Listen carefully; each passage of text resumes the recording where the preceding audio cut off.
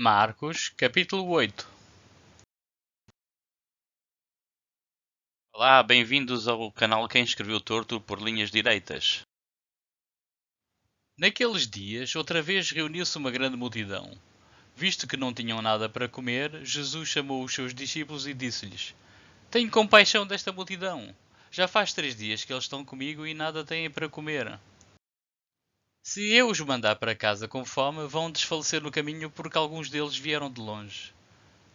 Os seus discípulos responderam: Onde neste lugar deserto poderia alguém conseguir pão suficiente para alimentá-los? Quantos pães vocês têm? Perguntou Jesus. 7, responderam eles. Ele ordenou à multidão que se assentasse no chão. Depois de tomar os 7 pães e dar graças, partiu-os e os entregou aos seus discípulos para que os servissem à multidão. E eles o fizeram. Tinham também alguns peixes pequenos. Ele deu graças igualmente por eles e disse aos discípulos que os distribuíssem. O povo comeu até se fartar e ajuntaram 7 cestos cheios de pedaços de que sobraram. Cerca de 4.000 homens estavam presentes. Percebemos que aqui temos claramente uma quase repetição de um episódio anterior.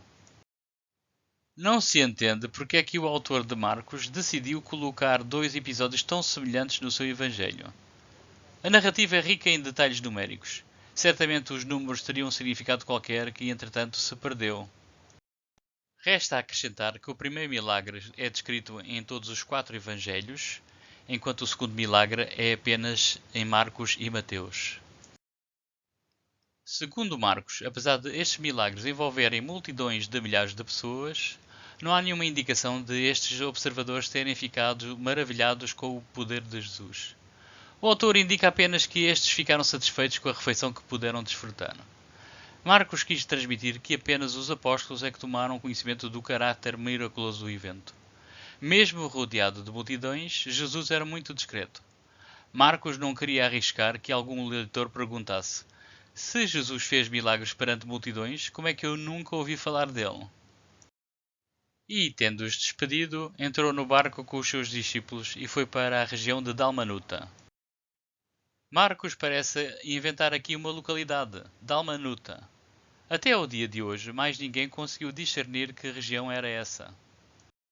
Mateus, percebendo a incompetência de Marcos, escreveu: E havendo de Jesus despedido a multidão, entrou no barco e foi para os confins de Magadã. Os fariseus vieram e começaram a interrogar Jesus. Para pô-lo à prova, pediram-lhe um sinal do céu.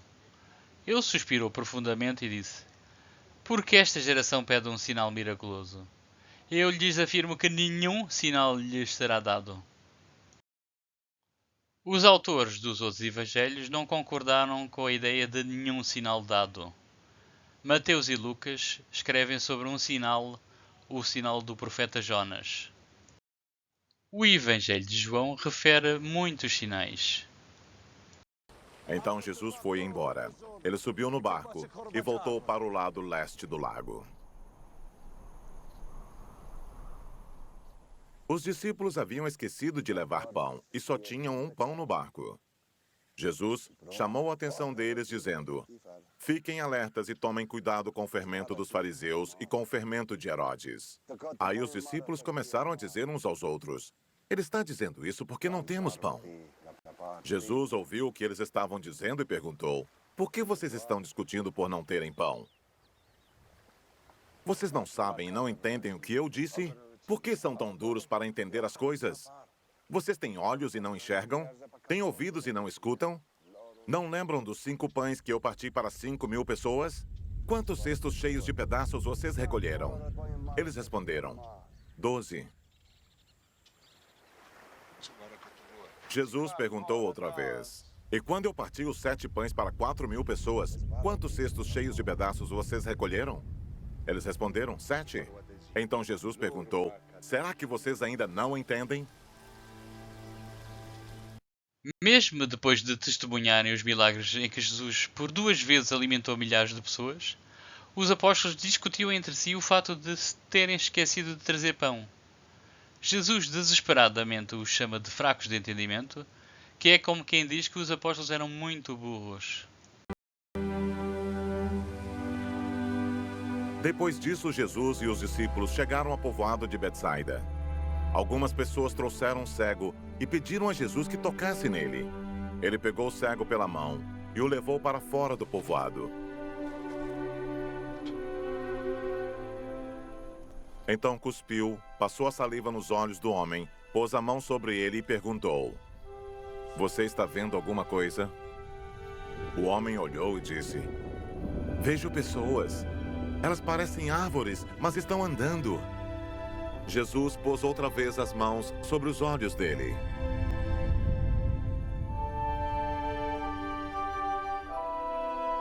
Dessa vez, o cego olhou firme e ficou curado. Aí começou a ver tudo muito bem. Em seguida, Jesus mandou o homem para casa e ordenou: "Não volte para o povoado." Tácito, Sutónio e Cássio Dio escreveram que o imperador Vespasiano curou um cego recorrendo a cuspo.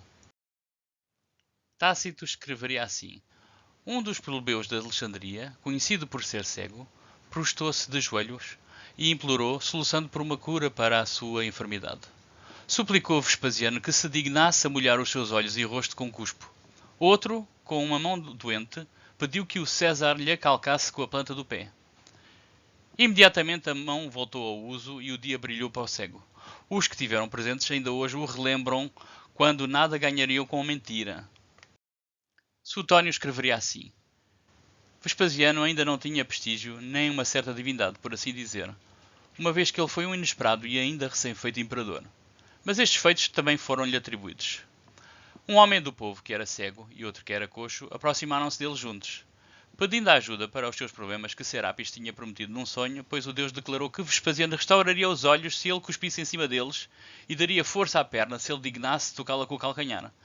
Ainda que ele duvidasse que isso poderia ter sucesso e, portanto, negasse mesmo tentar, ele foi finalmente convencido pelos seus amigos e tentou as duas coisas em público diante de uma grande multidão, e com sucesso.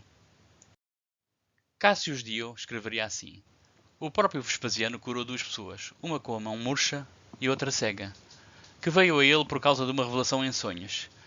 Ele curou uma pisando a sua mão e outra cuspindo nos seus olhos.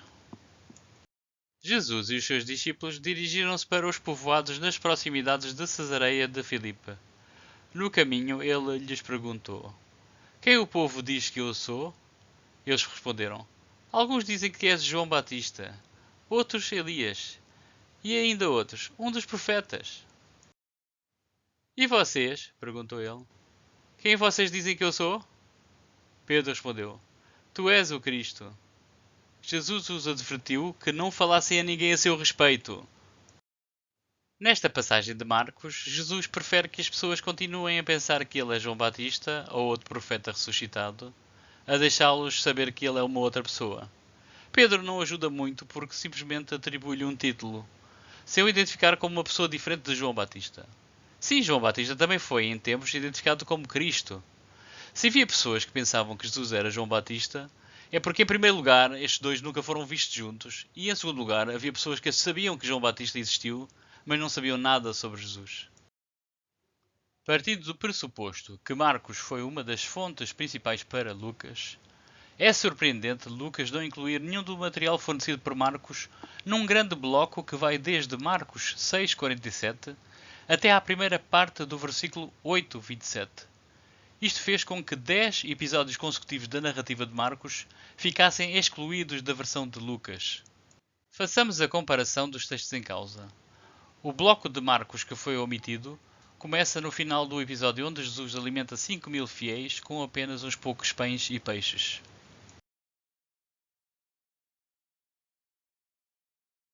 Repare-se como Lucas fez a colagem do versículo de Marcos 6,46 com a segunda parte do versículo de Marcos 8,27, omitindo tudo o que estava de permeio.